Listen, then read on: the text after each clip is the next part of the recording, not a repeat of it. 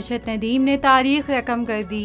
जहां शोबिस हजरात, सियासतदान और खिलाड़ियों समेत हर तबके ने अरशद को मुबारकबाद दी, वहीं क्रिकेट स्टार बाबर आजम ने जो अरशद नदीम के नाम पैगाम जारी किया उसमें बड़ी गलती कर दी। पाकिस्तान क्रिकेट टीम के कप्तान बाबर आजम पेरिस ओलंपिक्स में गोल्ड मेडल जीतने वाले जूलिन थ्रोअर अरशद नदीम को मुबारकबाद के अपने पैगाम में एक गलती कर बैठे। बाबर आजम ने अपने बयान में कहा कि 30 साल बाद पाकिस्तान ने गोल्ड मेडल जीता है। इस नाकाबिले यकीन कामयाबी के लिए अरशद नदीम को बहुत बहुत मुबारकबाद। उन्होंने पूरी कौम का सर फख्र से बुलंद कर दिया। अब इस पैगाम में बाबर से गलती ये हुई कि पाकिस्तान ने ओलंपिक्स में 30 साल बाद गोल्ड मेडल नहीं जीता, बल्कि 40 साल बाद तुलाई तमगा हासिल किया है।